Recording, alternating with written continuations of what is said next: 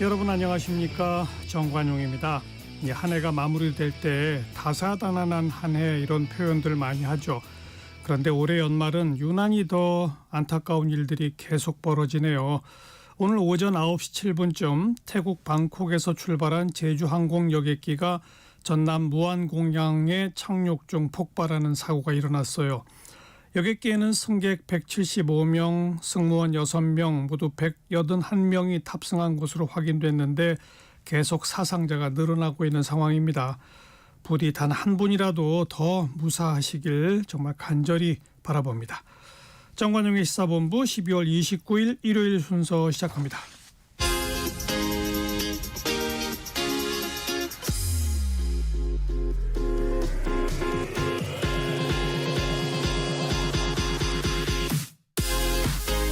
대한민국 시사의 중심 토요일 일요일 낮 12시 10분 KBS 1라디오 정관용의 시사본부.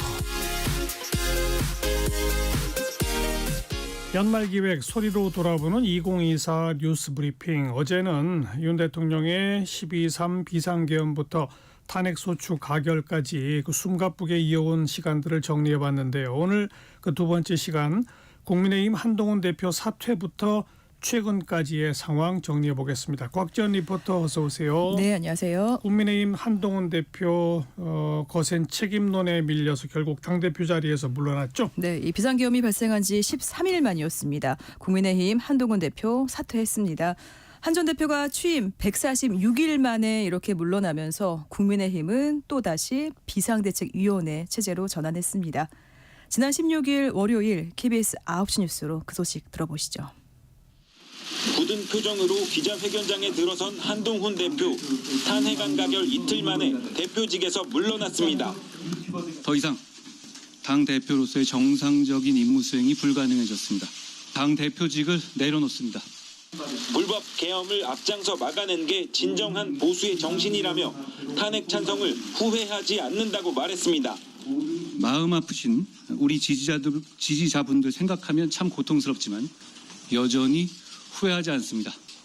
다만 계엄이 잘못이라고 해서 민주당과 이재명 대표의 폭주가 정당화되는 건 아니라고 야당을 직격했습니다. 기자회견을 마친 한 대표를 팬카페 회원들이 에워싸고 연호하기도 했습니다. 이 나라가 잘 되게 하는데 끝까지 최선을 다할 겁니다. 여러분 고맙습니다. 한 대표의 공식 사퇴로 국민의힘은 비상대책위원회 체제로 전환됩니다. 윤석열 정부 출범 후 2년 반 동안 5번째 비대위입니다. 국민의힘은 의원총회를 열어 위기 상황을 수습할 비대위원장 인선 방안 등을 논의할 계획입니다. KBS 뉴스 정재우입니다.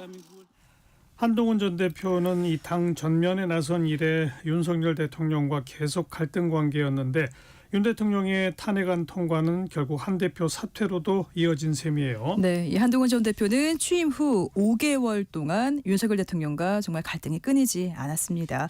한동훈 전 대표의 지난 5개월은 어땠는지 지난 16일 월요일 KBS 9시 뉴스로 들어보겠습니다. 지난 전당대회에서 60%가 넘는 지지를 얻으며 선출된 한동훈 대표. 합리적인 토론을 통해서 민심을 정확히 파악하고 국민 눈높이를 내세웠지만 전당대회 과정에서 비롯된 여사 문자 무시 논란 등 친윤계와의 갈등은 임기 내내 이어졌습니다. 총선을 고의로 패배로 이끌려고 한 게 아닌지. 프레임을 제기하는 거잖아요. 사과를 하려 했는데 제가 받아주지 않았다? 김 여사와 명태균 씨 관련 공천 개입 의혹. 윤 대통령을 만나 김 여사의 대외 활동 중단 등 3가지 해결책을 제시했지만 거절당했습니다. 김 여사 관련 이슈들이 불만의 1순위라면 더불어민주당을 떠나는 민심이 우리에게 오지 않습니다. 한 대표 명의로 대통령 비방글을 올렸다는 당원 게시판 논란으로 갈등은 최고조에 달했습니다. 어떻게 팔동훈이 있는지 알게 되었는지 정말 궁금합니다. 사실관계 좀 확인하고 말씀하시면 좋겠는데요. 비상계엄 사태 국면 속에 한 대표는 탄핵 찬성으로 돌아섰고 친윤계와 강하게 충돌했습니다. 당론으로서 탄핵을 찬성하자는 제안을 드립니다.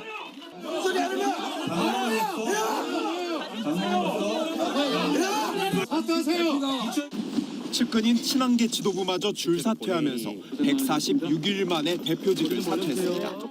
더 나은 길을 찾아보려 백방으로 노력했지만 결국 그러지 못했습니다. 모두가 제가 부족한 탓입니다. 취임 후 줄곧 보수의 변화와 쇄신을 강조한 한 대표. 탄핵 찬성으로 보수의 배신자로 낙인 찍힐지 계엄을 막아낸 차기 주자가 될지 전망은 엇갈리고 있습니다. KBS 뉴스 이윤우입니다. 민간인 신분인 노상원 전 정보사령관 이번 비상계엄에 깊숙하게 관여한 정황들이 수사를 통해서 속속 드러나고 있죠. 네, 우선 이 비상계엄이 선포되기 이틀 전입니다. 지난 1일 일요일 이 경기도 안산시에 있는 햄버거 가게에서 정보사령부 전현직 지휘부가 계엄을 논의한 정황이 확인됐었지요. 이 노상원 전 사령관이 주도한 햄버거 모임에서 선관위 서버 확보 문제를 논의했다. 이렇게 알려졌는데요. 이 경찰은 당시 햄버거 가게 회동이 노 전 사령관을 중심으로 별도의 수사 조직을 구성하기 위한 논의가 있었다. 그 진술까지 확보했습니다. 지난 23일 월요일 KBS 9시 뉴스입니다. 노상원 전 정보사령관이 전현직 군 관계자들과 가진 햄버거 회동. 경찰 특별수사단은 두 차례에 걸친 햄버거 회동에서 이른바 수사 2단 구성이 논의됐다는 진술을 확보했습니다. 경찰은 이들이 계엄 선포 뒤 구성되는 공식 조직인 합동수사본부 산하에 또 다른 수사 조직을 꾸리려 한 것으로 보고 있습니다. 앞서 야당은 계엄 선포 직후 불법 수사 조직 구성 정황이 있다는 의혹을 제기했습니다. 공식 명칭은 정보사 수사 2단으로 통제가 가능한 위관, 연관급 현역 장교들로 구성한 내란 실행 불법 조직이라 할 것입니다. 경찰은 김용현 전 국방부 장관이 수사 2단 구성 관련 일반 명령 문건을 국방부에 전달했고 국방부는 인력 구성을 위한 정식 인사발령 문건까지 작성한 것으로 파악됐다고 밝혔습니다. 경찰은 해당 문건을 국방부로부터 확보했습니다. 경찰은 문건 등을 토대로 수사 2단이 수사단장을 포함해 60여 명 규모로 계획된 것으로 보고 있습니다. 경찰은 이 밖에 계엄 선포 뒤 수사 2단에 선관위 서버 확보라는 임무가 하달됐다는 진술을 확보했습니다. 경찰은 노 전 사령관을 검찰에 송치할 예정입니다. KBS 뉴스 원동입니다. 바로 이 노상원 전 사령관 자신이 역술인으로 활동하면서도 전북 군산에 무속인을 찾아가서 수십 차례 점을 봤다. 이런 증언들이 쏟아지고 있죠. 네, 그렇습니다. 노상원 전 사령관은 이 평소에 무속에 많이 의지했다. 이런 증언이 나왔습니다. 그러니까 점을 보면서 김영현 전 장관 등 군 관련 인사들에 대해서 물어봤고 또 올여름에 어떤 일을 벌일 거다. 그에 대한 성패도 물었다고 합니다. KBS 오정현 기자가 전북 군산의 한 점집을 취재했습니다. 지난 24일 화요일 KBS 9시 뉴스로 그 현장의 소리 들어보시죠. 전북 군산의 한 점집. 노상원 전 정보사령관이 2022년 2월부터 찾았다는 곳입니다. 직접 찾아온 것만 30번 정도라는 게 무속인의 주장. 휴대전화 속엔 예약을 확인하는 노 씨의 음성 녹음이 40건 넘게 남아 있습니다. 오늘 시골 와서 시간이 되나 해서 물어본 거고. 손님이 계속 밀려서. 무속인은 노 씨가 특히 김용현 전 장관의 앞날을 궁금해했고 군인 10여 명의 이름을 건네며 충성심을 물었다고 주장했습니다. 이제 항상 내세우는 거는 김용현이었거든요. 그분이 뭔가를 해야지 자기가 간다고. 그러니까 이 중에 누가 나를 배신할 놈이 있는지 뭐 이런. 또 계엄을 입에 담지는 않았지만 지난해 초부터 앞으로 어떤 일을 벌일 거라며 성패를 묻기 시작했다고 했습니다. 노 씨가 지목한 시점은 올해 여름. 김용현 전 장관이 국방장관에 지명될 즈음입니다. 뭔가가 잘 되면 여름쯤 되면 이제 서울에서 그냥 지낼 수 있을 거라는 말씀을 좀 하셨거든요. 비상계엄이 정확히 언제부터 계획된 것인지는 아직 확인되지 않았습니다. 지난해 11월부터 관련자 모임이 있었다. 올해 3월 대통령 언급이 있었다는 등 여러 정황만 제기된 상황입니다. 군산의 무속인은 노 씨가 건넨 군인 명단을 적어놓은 노트가 있는지 찾고 있다고 말했습니다. 명단이 계엄 가담자들과 일치하는지 등을 확인하면 구체적인 시점에 근접할 수 있을 것으로 보입니다. KBS 뉴스 오정현입니다. 헌정사상 처음으로 대통령 권한 대행에 대한 탄핵 소추안이 국회를 통과했죠. 네, 윤석열 대통령이 탄핵 소추된 지 13일 만에 대통령에 이어서 이렇게 권한 대행까지 탄핵되는 정말 겪어본 적이 없는 일이 현실이 됐습니다. 윤 대통령의 탄핵 심판을 맡을 헌법재판관 임명을 한덕수 대행이 거부하자 야당이 곧바로 탄핵에 나선 겁니다. 이틀 전 27일 금요일 KBS 9시 뉴스로 국회 현장의 소리 들어보겠습니다. 국무총리 한덕수 탄핵 소추안은 가결됐음을 선포합니다. 한덕수 대통령 권한대행 탄핵 소추안이 국회에서 가결됐습니다. 국회의원 300명 중 192명이 무기명 투표에 참여해 전원 찬성표를 던졌습니다. 표결에 앞서 우원식 국회의장은 한대행 탄핵안 의결 정족수를 총리 탄핵 기준인 제적의원 과반 151석 이상으로 판단했습니다. 국무총리 한덕수에 대한 탄핵 소추안입니다. 제적의원 과반수의 찬성으로 의결한다는 점을 말씀드립니다. 대통령에 준하는 찬성 200표 이상을 가결 기준으로 주장해온 국민의힘 의원들은 의장석 앞으로 몰려가 항의했고 몸싸움도 벌어졌습니다. 투표가 시작되자 대부분 여당 의원들이 퇴장한 가운데 조경태 의원만 표결에 참여해 찬성표를 던졌습니다. 민주당은 앞서 한 권한대행이 헌법재판관 임명을 거부하자 곧바로 탄핵 절차에 돌입했습니다. 특검법 제2요구 행사 방치, 계엄 사태 공모, 묵인 방조, 헌법재판관 임명 거부 등을 탄핵 사유로 꼽았습니다. 한덕수 국무총리를 탄핵함으로 인해서 민주당 상식의 정치를 복원하고 상식의 길로 갑시다. 탄핵안 통과로 직무가 정지된 한 총리 대신 최상목 부총리 겸 기획재정부 장관이 대통령 권한대행을 이어받게 됐습니다. 대통령 권한대행의 탄핵 소추는 헌정사상 처음입니다. KBS 뉴스 조혜진입니다. 이제 국정의 최종 책임은 최상목 부총리 겸 기획재정부 장관에게 넘어갔죠? 네, 그렇습니다. 이 최상목 경제부총리는 지금의 상황을 이 헌정사상 초유의 국가 비상 상황으로 규정했습니다. 지난 27일 금요일 KBS 9시 뉴스입니다. 대통령 권한대행에 대한 헌법 규정은 한 조항뿐입니다. 국무위원 순서대로 대통령의 권한을 대행한다. 총리가 대행하건 부총리가 대행하건 대행 범위엔 차이가 없습니다. 법적으로만 보자면 한덕수, 최상목 두 대행의 업무 범위는 같은 겁니다. 물론 총리 역할도 대행을 해야 되니까 더 많아지겠지만 기본적으로 대통령의 권한 대행이라는 측면에서는 동일하다고 생각하고요. 그러나 현실은 다릅니다. 대통령 권한을 국무총리가 대행한 건 이번을 빼고도 두 차례 있었습니다. 어떤 일은 할 수 있고 어떤 건 부적절하다는 논의와 선례가 쌓여 있습니다. 부총리는 전무합니다. 구체적 법령도 판례도 없습니다. 위상에도 차이가 있습니다. 국무총리는 선출직은 아니지만 국회의 임명 동의를 받습니다. 국정 전반을 관할합니다. 임명직인 부총리 권한대행의 경우 법안 거부권 행사나 헌법재판관 임명권 등 쟁점 사안을 둘러싸고 논란이 벌어질 여지도 있습니다. 국정 공백 우려도 커집니다. 경제만 책임졌던 부총리가 국정 전반을 단기간에 익히기도 어렵고 국내외 경제 문제에 대한 대응력이 약화될 수 있다는 우려도 있습니다. 법적 권한은 있는데 이걸 제대로 행사할 수 있겠느냐 우려가 더 커진다는 것이죠. 리더십의 문제, 국정 운영의 혼선 이런 것으로 이제 나타날 수가 있겠죠. 최상목 권한대행은 일부 기자들과 만나 역할이 매우 제한적일 거라고 스스로 밝혔습니다. KBS 뉴스 황경주입니다. 저희 KBS와 관련해서 국회 본회의를 통과한 법안이 있죠? 네, 이 사흘 전인 지난 26일입니다. TV 수신료를 통합 징수하는 방송법 개정안이 국회 본회의 통과했습니다. 그러니까 이번 개정안에는 지난해 7월 방송통신위원회 시행령 개정을 통해서 단행했던 이 TV 수신료를 정기요금에서 분리했는데 그러니까 예전처럼 다시 통합 징수하는 내용을 핵심으로 하고 있습니다. KBS는 앞으로 행정부와 새 입법 사항에 협의해 나갈 방침입니다. 네, 연말기획 소리로 돌아보는 2024 뉴스 브리핑이었습니다. 곽지연 리포터 수고하셨어요. 네, 고맙습니다. 정관용의 시사본부 듣고 계십니다. 12시 25분 향해 가네요. 기상청 교통정보센터 차례로 연결합니다. 기상청의 최용훈 씨. 네, 날씨 정보입니다. 이제 낮부터는 추위가 조금씩 풀리겠습니다.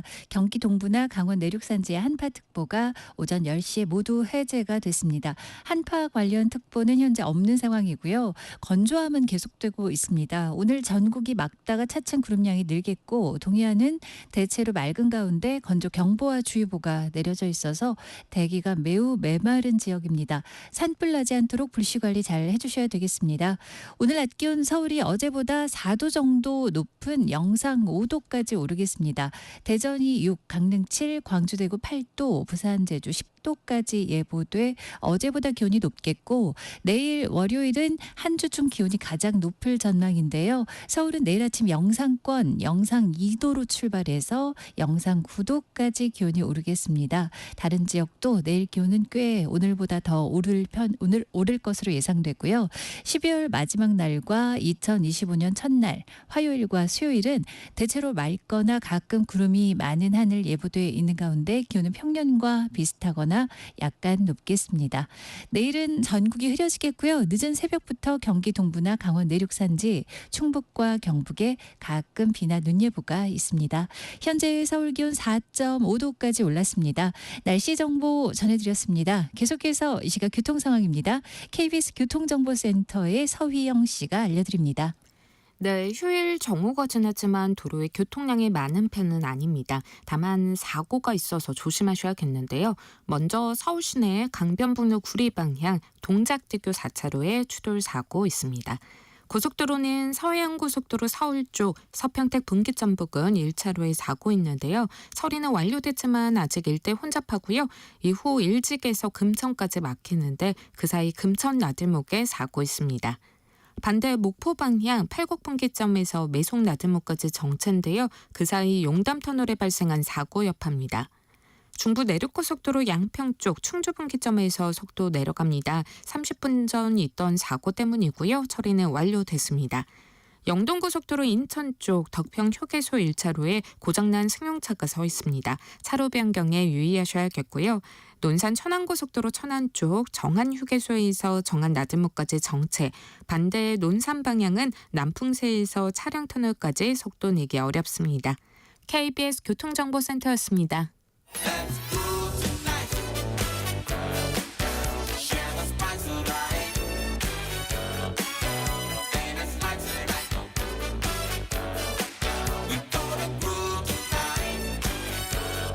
국민 MC 정관용, KBS 1라디오 정관용의 시사본부.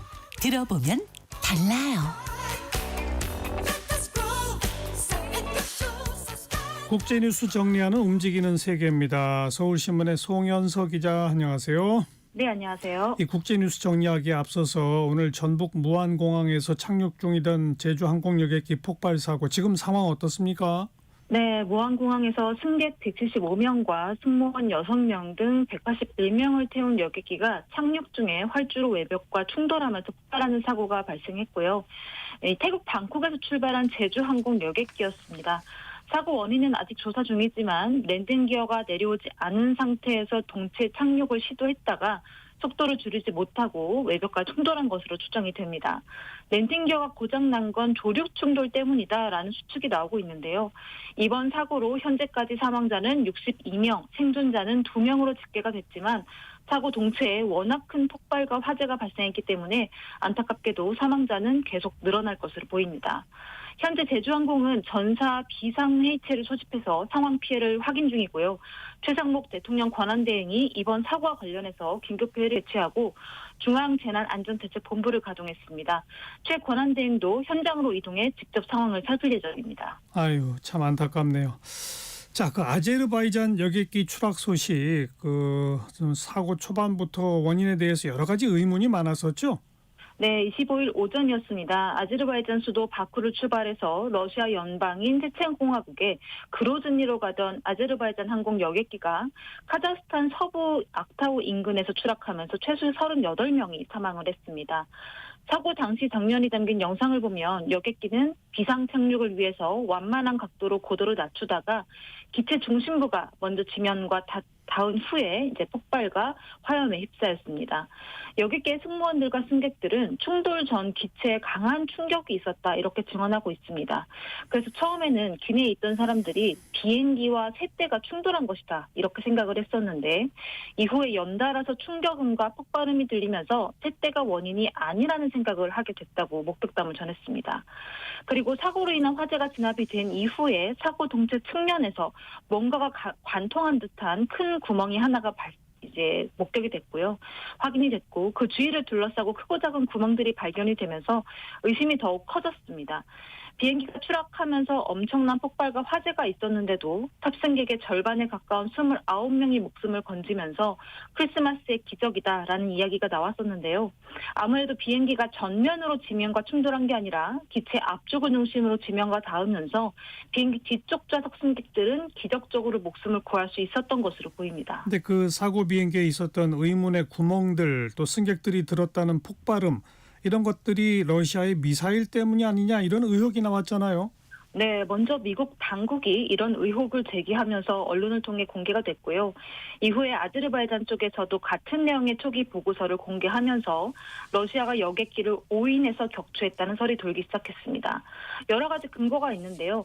일단 여객기가 최근에 러시아군이 우크라이나 드론을 격추하던 지역으로 비행 경로를 갑작스럽게 변경해서 날아갔습니다. 그러다 보니까 러시아는 예정이 없던 비행기가 항공 경로에 들어왔고 이걸 우크라이나 드론이라고 오해했을 수 있다는 겁니다. 그리고 처음에는 러시아가 이 사고를 두고 셋대 충돌이다라고 발표를 했었는데 미국의 주장이 제기됐을 때에는 조사 결과가 나오기 전에 어떤 가설도 세우는 건 잘못된 일이다 이렇게 발끈을 했습니다. 하지만 아제르바이잔이 미국과 같은 내용의 보고서 그러니까 민간인이 탄 자국 여객기는 러시아의 방공망에 의해 격추된 것이 맞다라는 내용의 보고서를 내놓고 난 뒤에는 다른 입장을 보이기 시작했습니다. 다른 입장이 어떤 거죠? 푸틴 러시아 대통령이 아제르바이잔 대통령과 직접 전화 통화를 하면서 사과의 뜻을 전했다는 타스통신 현지 언론의 보도가 어젯밤 늦게 나왔습니다. 푸틴 대통령은 아제르바이잔 대통령에게 이번 사고 희생자 가족들에게 애도를 표하고 부상자들의 빠른 회복을 기원한다고 말했고요. 러시아가 여객기를 격추했다고 직접적으로 언급하진 않았지만 사고 당시에 러시아 방공망이 우크라이나 전투 드론을 격퇴하고 있었다. 이렇게 밝히면서 사실상 책임을 인정했습니다. 그리고 이번 통화는 푸틴 대통령이 먼저 요청했다고 알려지고 있는데요. 러시아는 아제르바이잔에게 이번 사고의 원인이 러시아 방공망에 있는 건 맞지만 이걸로 인한 어떤 특별한 책임을 지겠다라는 언급은 없었던 것으로 알려졌습니다. 네. 자, 이번 주에 한덕수 권한대행에 대한 탄핵 소추가 있었는데 미국이 관련해서 입장을 내놨죠? 네, 미국 정부는 지난 27일 국회에서 한덕수 대통령 권한대행 국무총리에 대한 탄핵 소추안이 가결된 것과 관련해서 한미 동행에 대한 우리의 공약은 굳건하다고 밝혔습니다. 미 국방부는 연합뉴스에 우리는 한국과 한국 국민, 민주적 절차 및 법치에 대한 우리의 지지를 다시 한번 강조한다고 밝혔습니다. 최근에 한국과 미국이 외교안보 협의를 다시 시작하면서 소통의 분위기가 만들어지고 있었는데 이번 한덕수 권한대행 탄핵소추 가결이 한미 소통에 또 어떤 영향을 미칠지 지켜봐야 하는 상황입니다. 방금 언급한 그 한국과 미국의 외교안보 협의에서는 어떤 이야기들이 나왔죠? 네, 지난 23일에 워싱턴 DC에서 한미 외교부 차관 대면 회담이 있었습니다. 김홍균 외교부 제1차관과 커트 캠벨 미 국무부 부장관이 회담을 가졌고요. 이 자리에서 캠벨 부장관은 당시 한 권한대행 체제와 한국 민주주의에 대한 전적인 신뢰를 표시했다고 전해지고 있습니다. 그동안 계엄과 탄핵 사태로 대미 외교에 공백이 생길까 봐 우려가 컸었는데 이번 외교부 차관 대면 회담으로 그나마 출입문 정도는 열었다라는 평가가 나왔지만 그렇다고 해서 한미 관계 불확실성이 완전히 사라졌다고 보기는 어려운 상황입니다. 여전히 탄핵 국면이 진행이 되고 있고요. 우리 정부가 다음 달 트럼프 2기 출범 전에 트럼프 측하고 계속 소통해 나갈 계획이다 이렇게 밝히긴 했지만 사실 아무것도 정해진 건 없는 상황입니다. 그리고 여러 차례 이제 말씀을 드렸듯이 트럼프 당선인은 지도자 간에 직접 소통하는 방식, 그러니까 지도자끼리의 개인적인 소통을 굉장히 중요시하는 측면이 있는 그런 인물인데 네. 현재 대통령이 직무 정지된 상태이기 때문에 우리는 트럼프 당선인하고 직접 접촉할 인물 자체가 없다 보니까 안심하긴 이른 상황입니다. 윤 대통령의 비상계엄 발령으로 시작된 탄핵 정국 지금 외교 전반에 악영향을 주는데 프랑스 대통령의 방한 일정에도 차질이 생길 것 같다고요? 네, 이번 주에 한국과 프랑스 양국이 내년에 예정됐던 에마뉘엘 마크롱 프랑스 대통령의 방한 일정을 놓고 조율을 시작했는데요. 국내 상황의 불확실성이 워낙 크다 보니까 일정을 확정하지 못하고 있는 것으로 알려졌습니다. 마크롱 대통령이 한국을 방문하려고 하는 배경에는 프랑스 국내 전략이 좀 연관이 되어 있는데요. 프랑스는 인도태평양 전략을 굉장히 중시하고 있는 시점이고 한국은 이 전략에서 핵심 국가로 꼽힙니다. 그리고 프랑스도 트럼프 2기를 앞두고 미국과 힘의 균형을 맞추고 싶어하는 국가 중에 하나인데요.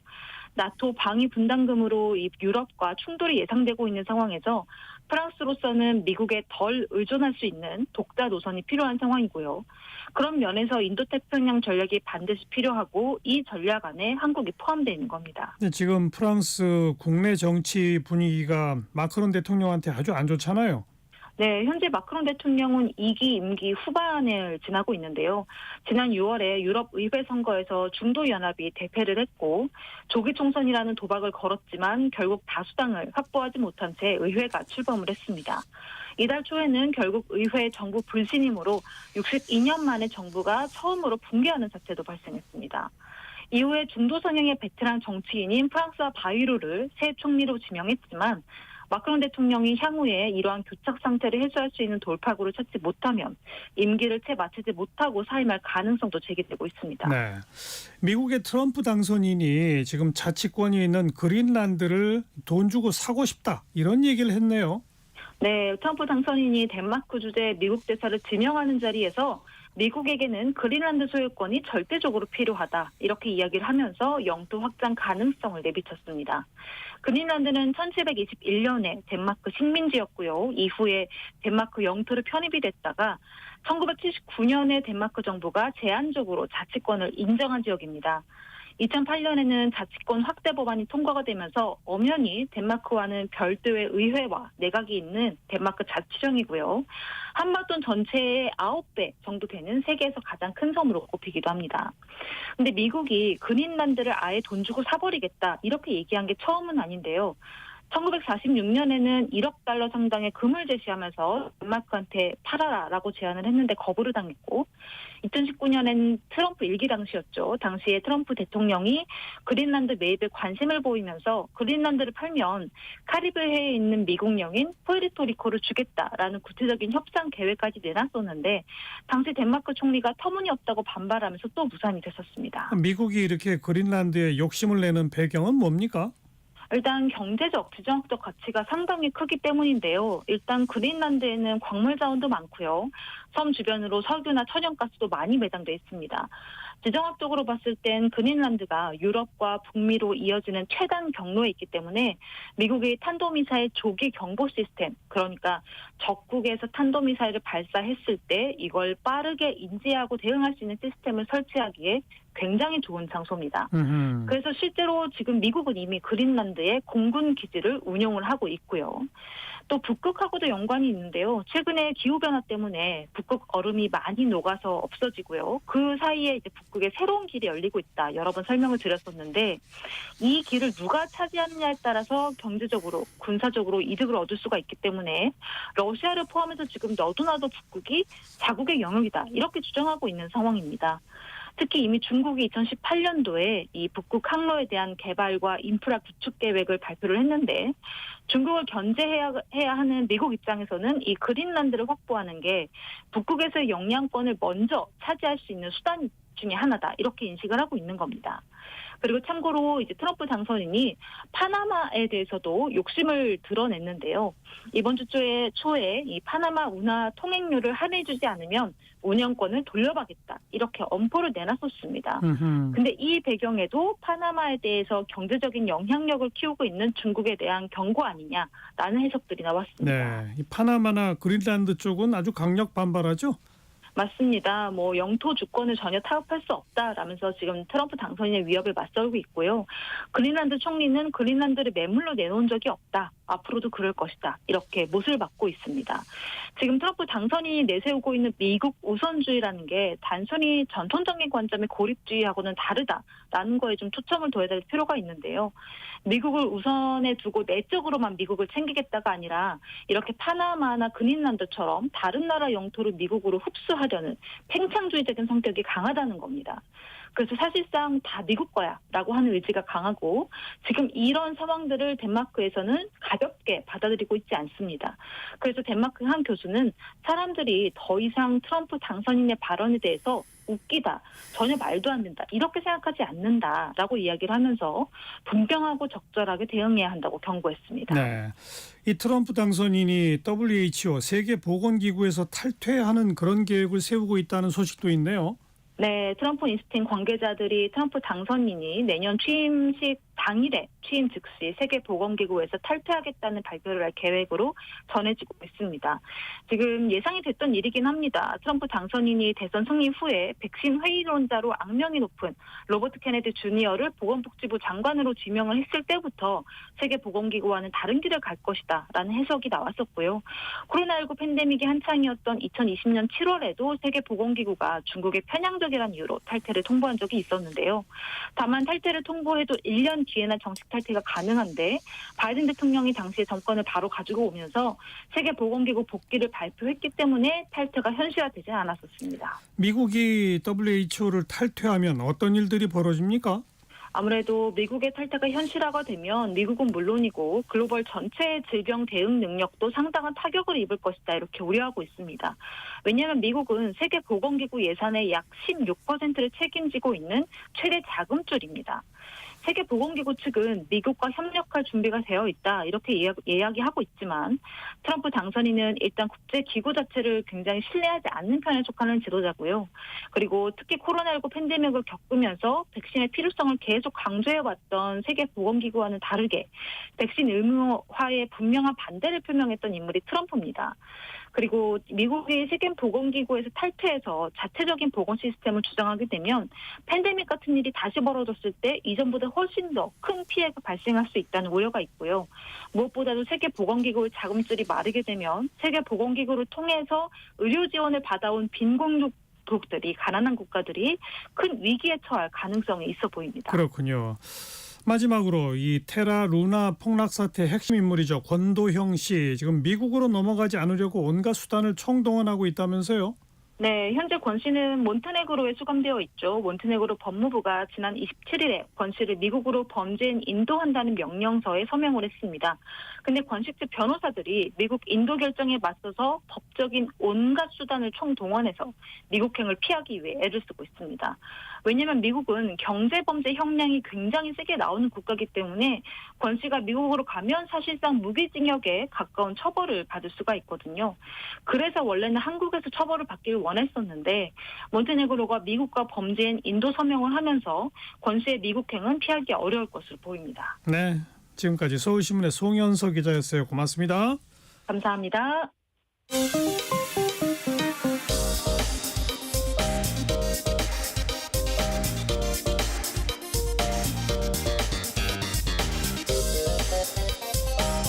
팩트체크 진짜 뉴스 정관용의 시사본부 KBS 1라디오 들어보면 압니다.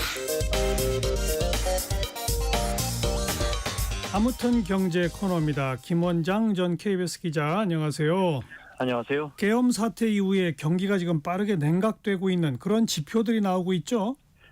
그렇습니다. 기업과 소비자 모두 이제 일시적으로 크게 놀랐다는 거죠. 기업들 거의 모든 기업들이 아마 내년 사업 보고서를 지금 재검토하고 있을 겁니다.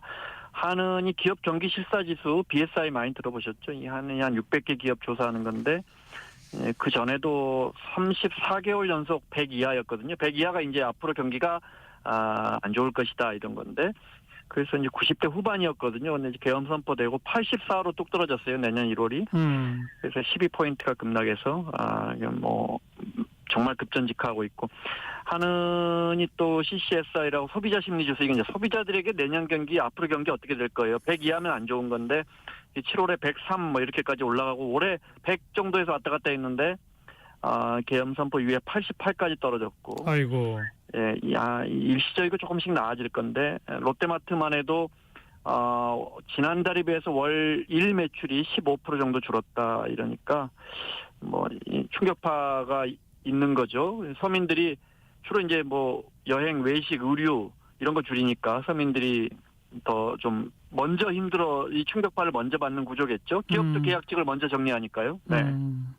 그래서 이 정부와 그 당이 27일 날 내수 경기 진작을 위한 정책들을 좀 발표했는데 핵심은 내년에 재정을 조기 투입한다 이거였죠?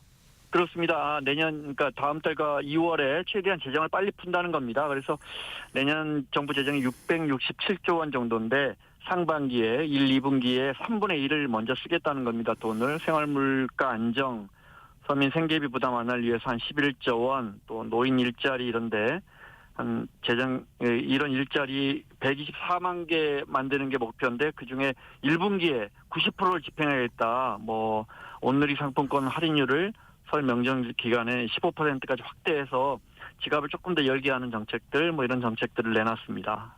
네. 근데 재정을 그 상반기나 1, 2월에 빨리 푼다. 이거는 지난 몇 년 동안 늘 해왔던 정책 아니에요? 지금 대외 신인도도 불안하고 경기 침체 조짐이 보이면 뭔가 좀 더 뚜렷한 다른 대책이 있어야 되는 거 아닙니까? 문재인 정부 때도 이게 경기 안 좋으면 기재부들은 하는 말이 재정 먼저 투입하겠습니다. 네, 이런 거죠. 근데 말씀드린 것처럼 재정을 75%를 상반기에 1, 2분기에 투입하면 3, 4분기의 재정은 25%만 투입하겠다 이런 말이니까 그야말로 조삼모사입니다. 늘 쓰는 정책인데 그만큼 급하다는 뜻이기도 하고 올해만 봐도요. 올해도 역시 그랬습니다. 경기가 안 좋으니까 1분기에 많이 풀겠다. 총선 전에 정부가 엄청 재정 많이 썼습니다. 그랬더니 1분기 성장률이 1.3%는 깜짝 놀라기 좋게 나왔죠. 그래서 하느니 그때 4월인가요? 5월인가 올해 성장률 2.5%로 올려잡고 막 그랬습니다. 그랬더니 2분기에 마이너스 0.1% 역성장하고 3분기 좀 나아지나 했더니 플러스 0.1%. 그러니까 의미 없는 겁니다. 네. 우리 일반 시민이나 서민들은 경기가 빠르게 식고 있다는 지표들 하루가 멀다 하고 지금 나오잖아요. 네. 원래 경기가 무겁게 내려앉고 있었고요. 자영업 연체율은 9년 만에 최고를 기록하고 있고요. 자영업자들 대출이 한 1,060조 되는데 한국은행 통계 보면 그중에 40%가 제2금융권에서 이자 비싸게 빌려온 겁니다. 저축은행이나 보험 이런 데서요. 이 40% 대출의 연체율이 빠르게 늘고 있다 하느니 이렇게 지적했으니까 쉽게 말해 자영업자 중에서도 어려운 사람들이 더 어렵다. 이들이 빚을 못 갚으면 보통 어떻게 합니까? 채무조정 신청하잖아요. 올해 채무조정이 18만 명입니다. 그러니까 사상 최대입니다. 햇살론이라고 서민분들 아주 문턱이 낮은 대출 이거를 못 갚으면 이게 왜 이 서민 대출 이게 왜 햇살론이 가능하냐면 정부가 은행에 보증서 주니까 이렇게 저리로 대출이 가능한데 그러니까 안 갚으면 보증선 정부가 대신 갚아야 합니다. 그걸 대위 변제라 그러는데 보통 한 8% 정도 안 갚습니다. 1년에. 근데 지금 올해 16%가 안 갚고 있습니다. 그러니까 정부가 이거 다 갚아줘야 되는 겁니다. 그리고 아주 긴급하게 이 서민한테 소액 생계비 대출 빌려주는 거 그것도 연체가 늘어나고 있다면서요? 100만 원이요. 네. 그 뉴스 보시면 아시죠? 이건 진짜로 이렇게 신용등급 별로 안 따지고 빌려주는 급전 대출입니다. 100만 원. 그래 은행 문 열기 전에 막 줄 서고 이럽니다. 근데 연체율이 보통 15%인데 지금 올해 30% 넘어갈 것 같고요. 그래서 그 100만 원씩 빌려주는 이 돈의 연체액이 500억에 육박한다고 하니까요. 이런 것들 다 정부가 결국은 대신 갚아줘야 되는데 2차 이자를 2차 보전이라 그러는데 내년에 아마 2차 보전에 커질 겁니다. 한은의 이번 달 금융안정 보고서 기자분들이 이런 거 좀 눈여겨보면 좋겠는데 이거 보면 무슨 말이 나와 있냐면 자영업자 중에 여기 저소득이라는 게 이제 소득 하위 30%입니다. 저신용 차주가 빠르게 증가하고 있다. 이 말은 돈이 형편이 어려운 사람들이 돈을 많이 빌려가고 있다. 이 말이 아니고 이미 대출을 받은 자영업자들이 소득이 더 낮아져서 등급이 떨어지고 또 빚을 못 갚아서 신용등급이 내려가고 있다. 이렇게 지적했거든요. 이 부분을 눈여겨봐야 한다고 한국은행이 정확하게 지적하고 있습니다. 네.